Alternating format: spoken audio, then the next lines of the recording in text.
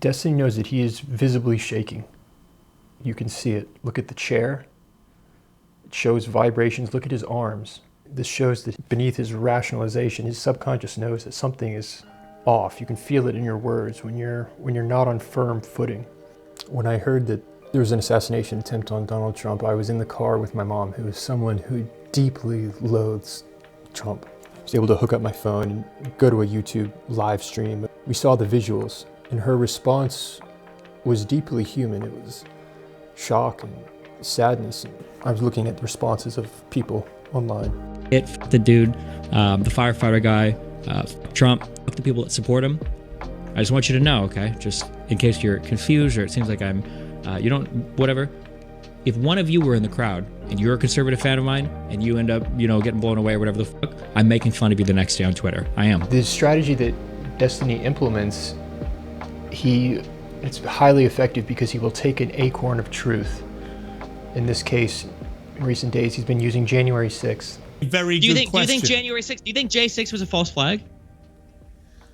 I think January 6th, there's a lot of discussions to be had. I think there's a lot of facts that came forward. They're definitely... I will never give sympathy to this side. These guys are destroying the country. What Piers does to counteract that is he acknowledges that there were great mistakes made on January 6th. It should never have happened. Everyone involved in any violence at that day was utterly shameful. Donald Trump's rhetoric that day was appalling. All those things are completely true, Destiny. You're building your argument upon that foundation.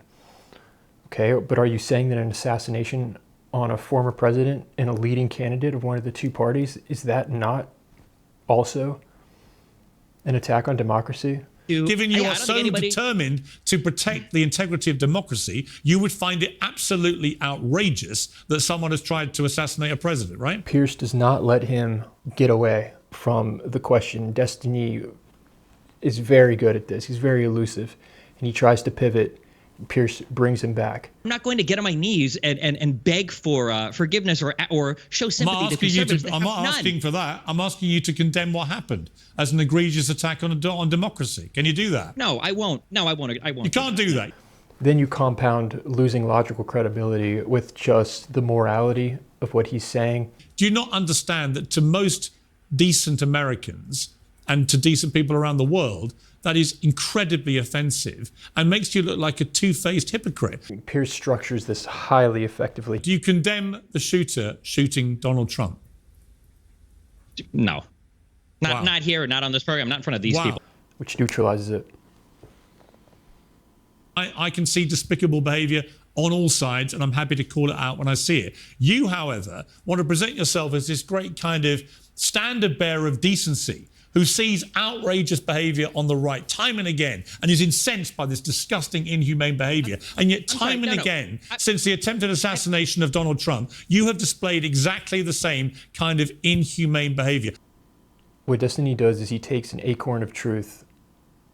There's something true. He takes that acorn, plants it in the ground, and waters it with this fertilizer of hate and the ability to speak quickly with blind conviction.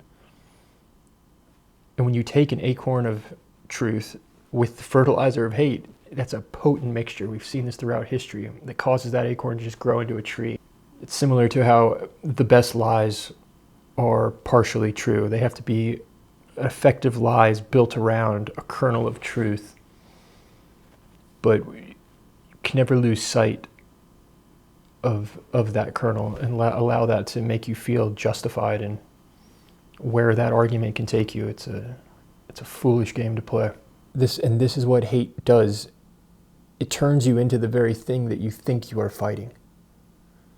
You yourself actually are exactly the person that you're describing. You are inhuman. You are somebody who seems almost gleeful that a young firefighter with a family, with a wife and children, who he was protecting as he was shot dead, that he deserved what was coming to him because he went to a President Trump rally. Part of me is glad that he is foolish enough to say these things so that the world can see that this is real. Two of my mom's best friends came the following day and they wanted to go out to dinner, and they took me out to dinner for my birthday. They said something interesting. They were sitting in the back seat And they said, yes, we heard the news about Donald Trump at this rally. But then we saw the headlines, and they weren't the headlines we were hoping for. And I just looked at my mom. I didn't say anything. I just looked at her, kind of like, you see what I mean? And she looked down, and in that moment I could tell that she was, because these are her very good friends. They're not evil people. They're not stupid people, which is what's so concerning about this. In that moment, I was thinking there are going to be many out there who do wish that bullet had been an inch to the right. Many of them will not say that out loud. There are going to be many feeling that right now. How can decent people get to the point where they believe that murder is the answer? So where do you think that will lead to? If you were that concerned about January 6th, Destiny, imagine what would occur next. They have seen him, people try and put him in prison, try and bankrupt him, try and impeach him. Then to see him shot, regardless of whether you agree with that or disagree with it, that is how many people are going to view this, because we have been playing a stupid game, an unwise game. But they've done this for 8 years. Right, so the other side is, the other side is horrendous, therefore I'm going to be even more horrendous. Imagine being on the Titanic, missing the iceberg by an inch, coming to the conclusion there's still icebergs out there. We narrowly missed this one. Rather than learning from your mistakes, you say full steam ahead. We weren't going fast enough. Stoke the fires even more. What could go wrong? If you'd have the same attitude if it was your parents who'd been killed at a Trump rally, and you replied, it's less end-of-life costs for me, would I lose sleep over it? No. Do you understand how grotesque that sounds? It sounds grotesque, but the environment that we're in right now is grotesque. In my family who are concerned about me even talking about anything relating to Trump or this topic, there's nothing to be afraid of. And this is not a political discussion. This is not a political debate. It's a debate on morality. And so Destiny's coming at it from a political angle. Piers is coming at it trying to show the hypocrisy. The conservatives don't have it in them to have that level of decency. So why don't you rise to a higher bar? Think about the logic you are presenting here. What is the next step from here? If we were to suddenly follow your logic, if you were to suddenly convince half the country to listen to what you're saying, what would occur? And going back to Stephen Fry in last week's video, when he speaks about resisting, resist this, fight against this hatred, this idea that you should be alienated.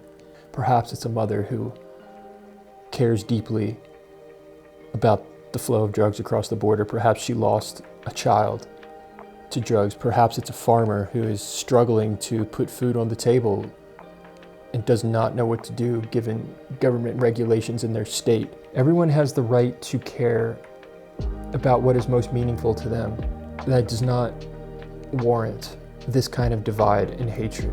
That's the asymmetry. When you talk about it's just politics, this is the cancerous brain rot that conservatives have fooled everybody into thinking. It's the behavior of somebody who's completely lost his moral compass and any sense of decency. What is the next step when we can no longer negotiate, when we can no longer reason with one another? I hope that my family who are worried about me even discussing something like this can understand why I think it is still worth having this conversation and making this video. What is the alternative? Right, I think after this debate, you may want to just go away quietly and think about some of the answers you've given and think about the double standard of demanding a certain pattern of behavior from others that you do not sign up to. And you may or may not take my advice. You may or may not take my advice. I'm just saying, on reflection, you might conclude that the best way to persuade other people to behave in a better way is not to behave in an utterly degrading way yourself.